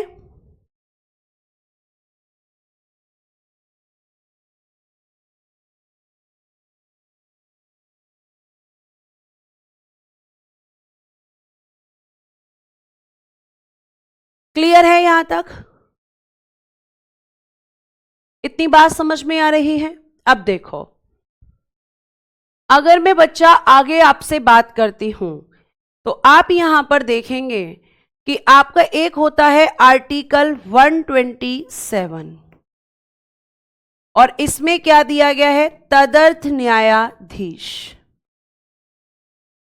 यानी एडहॉक जजेस, मतलब जो आपके जरूरत पड़ने पर अपॉइंट होते हैं, एडहॉक जजेस। ध्यान से सुनना, ये अपॉइंट क्यों होते हैं, क्या कारण होता है इनको अपॉइंट करने का, ये सब मैं आपको यहां पर बताने वाली हूं। अब ध्यान से सुनना बेटा, ध्यान से। एडहॉक जजेस सबसे पहले तो ध्यान रखना केवल सुप्रीम कोर्ट में नियुक्त होते हैं, केवल सुप्रीम कोर्ट में नियुक्त किए जाते हैं। ये कभी भी हाई कोर्ट में आपको देखने के लिए नहीं मिलेंगे, ठीक है। दूसरा, क्यों किए जाते हैं लिखना, जब सुप्रीम कोर्ट का सत्र यानी सेशन ऑफ सुप्रीम कोर्ट, जब सुप्रीम कोर्ट का सत्र चालू रखने के लिए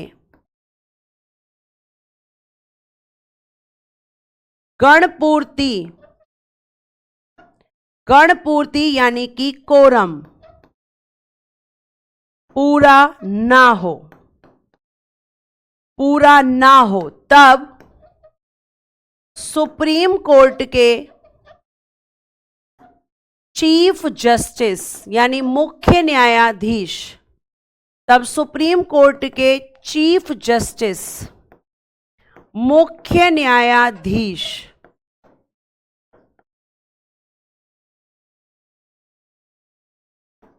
ध्यान से सुनना, जब कोरम कंप्लीट नहीं होता है तब आपके सुप्रीम कोर्ट के मुख्य न्यायाधीश राष्ट्रपति के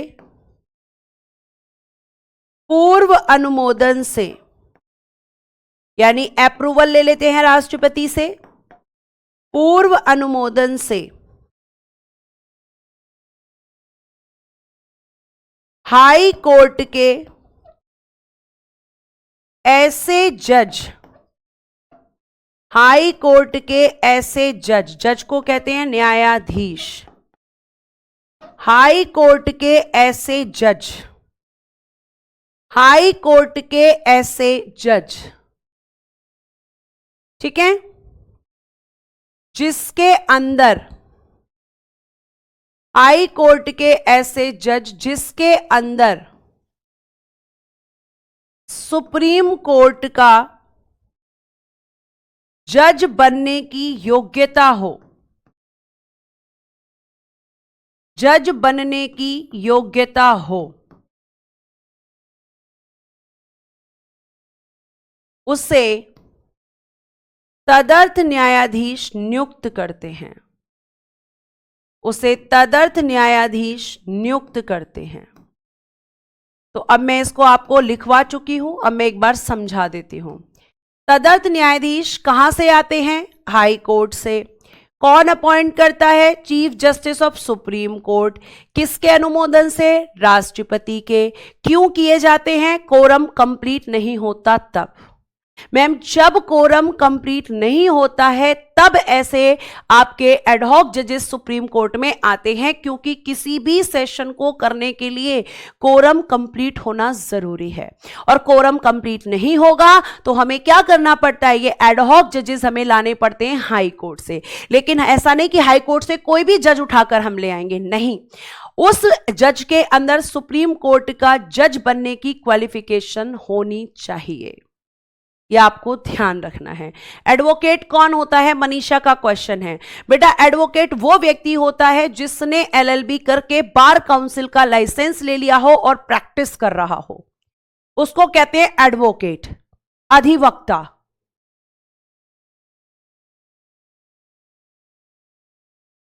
ठीक है, तो ये होता है आपका यहां पे आपके एडहॉक जजेस। जल्दी से बताइए, समझ में आया? फटाफट से एक बार बताइए, फटाफट से एक बार बताइए जल्दी से, मुझे आप लोगों से जानना है। अब आता है कि भाई आप हमें ये बताओ कि न्यायाधीशों का कार्यकाल कितना होता है, इनका टेन्योर कितना होता है। तो बेटा जी इनका जो टेन्योर होता है वो होता है 65 वर्ष की आयु, age of 65 years, age of 65 years. ये 65 वर्ष की आयु तक अपने पद पर रह सकते हैं। और अगर इससे पहले इन्हें अपना त्यागपत्र देना है, अगर इनको रेजिग्नेशन देना है, तो ये किसको दे सकते हैं? तो मैम ये देंगे फिर हमारे देश के राष्ट्रपति को।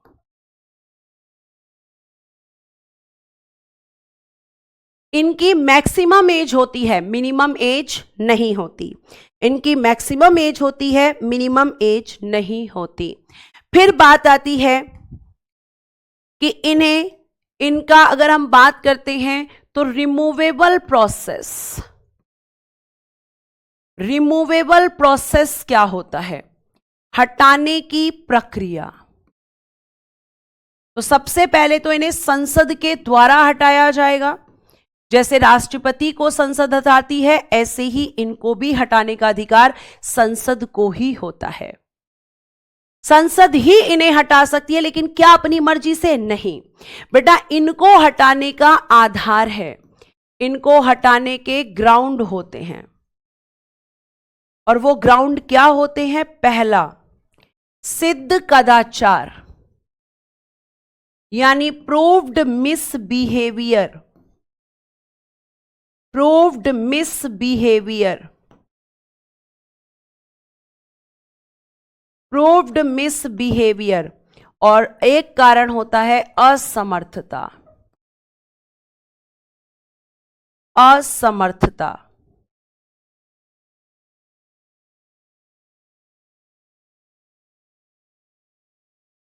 असमर्थता यानी कि इनकैपेसिटी।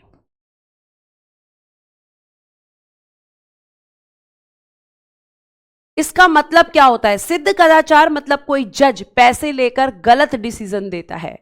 जज का काम क्या होता है? न्याय देना, जस्टिस देना।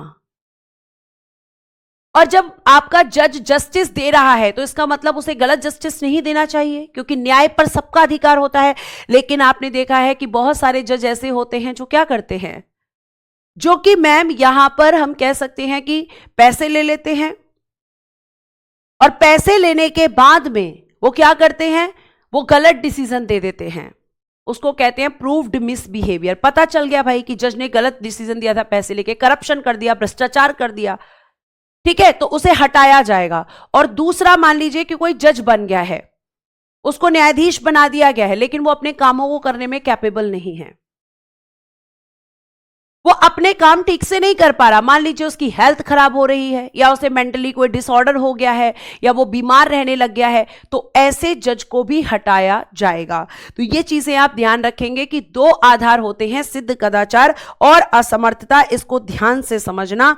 क्यों समझना है ध्यान से? क्योंकि प्यारे बच्चों, ये प्रोसीजर आपके हाई कोर्ट के जजेस का होता है, यही प्रोसीजर कैग को हटाने का होता है, और यही प्रोसीजर चीफ इलेक्शन कमिश्नर को हटाने का होता है। तो इसको हटाने की प्रक्रिया, अब अगर हम बात करते हैं तो जब इसको हटाया जाएगा तो यहां पे क्या लाया जाएगा? प्रस्ताव। प्रस्ताव आएगा, मोशन आएगा। तो अब यहां पे बात आती है कि मोशन पेश कहां होगा, पेश कहां होगा ये। तो आप कहोगे संसद के किसी भी सदन में हो सकता है, संसद के किसी भी सदन में। कोई भी सदन जज को हटाने के लिए प्रस्ताव ला सकता है। Either house of parliament, either house of parliament.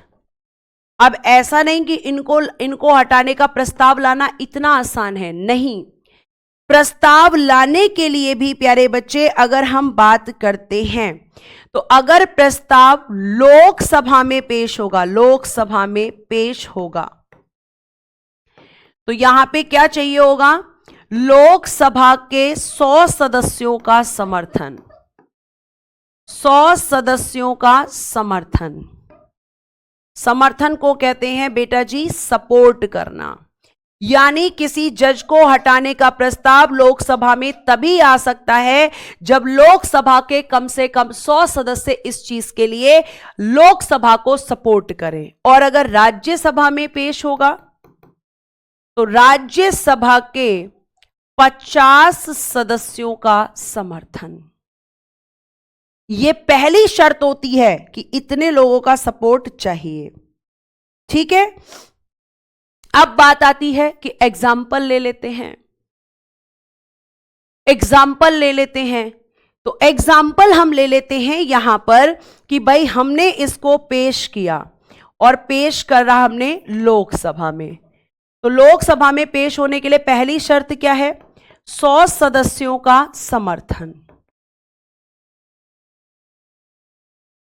कम से कम पहले मैम ये चाहिए हमें, अभी बताया ना कि लोकसभा में पेश होगा तो 100 सदस्यों का समर्थन, तो पहली शर्त हो गई। दूसरी, फिर सब मिल गया मान लो, फिर ये अब होगा पेश, यानी अब इसको इंट्रोड्यूस किया जाएगा लोकसभा में।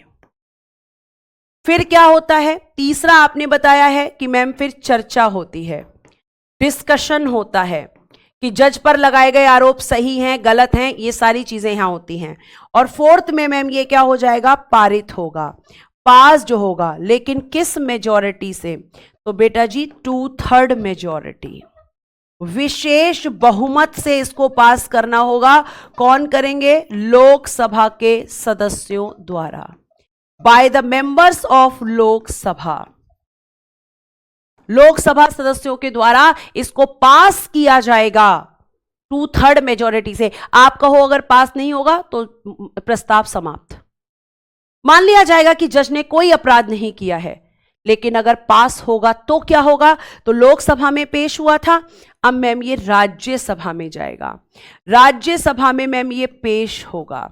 यहां पर इस पर चर्चा होगी, डिस्कशन होगा कि भाई लोकसभा ने जो आरोप लगाए हैं जज पर, राज्यसभा देखेगी कि वो सही है या गलत है, ठीक है। और यहां पे आपको ध्यान रखना है कि राज्यसभा क्या करेगी, राज्यसभा एक जांचकर्ता सदन होगा। यहां पे जांचकर्ता सदन यानी कि इन्वेस्टिगेट हाउस कहा जाएगा इसको। क्या कहेंगे इस टाइम इसको, इन्वेस्टिगेट हाउस, क्योंकि ये चेक करेगी कि भैया, राज्यसभा चेक करेगी कि लोकसभा ने जो आरोप लगाए हैं न्यायाधीश पर वो सही हैं गलत हैं, इस सब की इन्वेस्टिगेशन भी ये करेगी। ये आपको ध्यान रखना है, ठीक है। अब यहां पे मान लो इसने जांच किया, सब कुछ ठीक निकल गया, ठीक है, इसमें डिस्कशन हुआ, वहां पर भी सब ठीक है। उसके बाद ये क्या करेगी, उसके बाद ये करेगी पारित, प्रस्ताव को पारित। तो ये किस मेजॉरिटी से, 2/3 मेजॉरिटी से, ठीक है। अगर इसने पारित किया तो उसके बाद कहां जाएगा, राष्ट्रपति के पास। उसके बाद कहां जाएगा ये, राष्ट्रपति के पास। और राष्ट्रपति ने अगर इस पर साइन कर दिया, ठीक है, अब राष्ट्रपति के पास गया, राष्ट्रपति ने क्या कर दिया, हस्ताक्षर कर दिए, हस्ताक्षर कर दिए, तो जज हट जाएगा, तो जज हट जाएगा। अब बच्चा पूछता है कि क्या आज तक कोई जज ऐसे हटाया गया है, नहीं हटाया गया, नहीं हटाया गया है। आज तक इस प्रक्रिया से किसी भी जज को नहीं हटाया गया है। तो आप अगर बोलो कि मैम ये तो हमने लोकसभा में पेश किया, लेकिन अगर हम राज्यसभा में पेश करें तो जहां मैंने लिखा है लोकसभा वहां लिख देना राज्यसभा, यहां 100 सदस्यों का समर्थन, यहां कर देना 50, फिर पेश, चर्चा, पारित, फिर राज्यसभा के सदस्यों द्वारा, फिर यहां पे राज्यसभा की जगह लिख देना लोकसभा, जांचकर्ता सदन कौन हो जाएगा तब? लोकसभा। उल्टा हो जाएगा मैम। और यही प्रक्रिया है जिसके द्वारा आपके जजेस को हटाया जाता है, चाहे वो सुप्रीम कोर्ट के जज हो, चाहे वो हाई कोर्ट के जज हो। यह आपको ध्यान में रखना है। और इनको हटाए जाने की जो प्रक्रिया है उसका आर्टिकल लिख लेना, वो दिया गया है आर्टिकल 124 के सब क्लॉज 4 में। ये लिख लेना बेटा, इनको हटाए जाने की प्रक्रिया।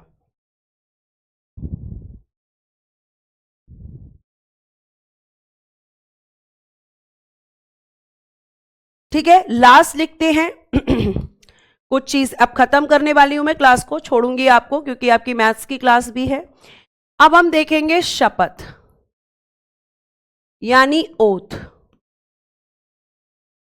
तो प्यारे बच्चे, इनको जो शपथ दिलाई जाती है, लिखना आर्टिकल 124 का सब क्लॉज 6 लिखना। इसके अनुसार न्यायाधीशों को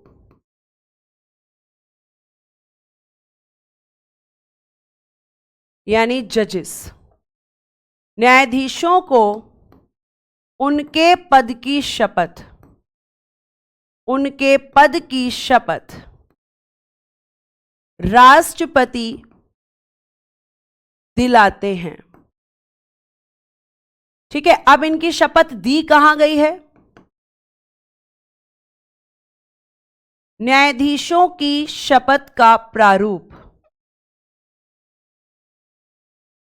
न्यायाधीशों की शपथ का प्रारूप ड्राफ्ट ऑफ ओथ ऑफ जजेस, ड्राफ्ट ऑफ ओथ ऑफ जजेस कहां पर है? ये शेड्यूल 3 में है। शेड्यूल 3 यानी अनुसूची 3 में।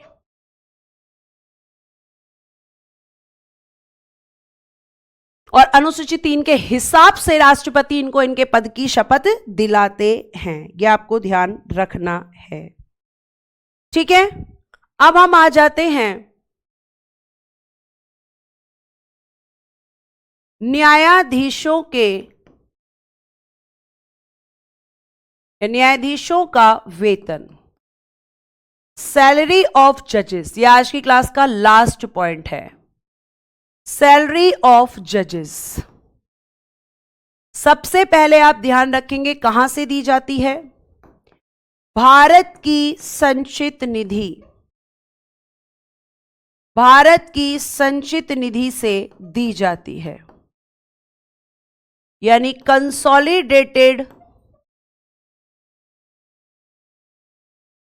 Fund of India. भारत की संचित निधि से दी जाती है। अब सैलरी कितनी होती है? पहले बात करते हैं मुख्य न्यायाधीश की। चीफ जस्टिस की जो सैलरी होती है बेटा पर मंथ, वो होती है 2,80,000 रुपए पर मंथ। ठीक है, और जो अन्य न्यायाधीश होते हैं यानी अदर जजेस, उनकी होती है बेटा जी 2,50,000 रुपए पर मंथ। तो प्रत्येक माह इतनी सैलरी इनको मिलती है।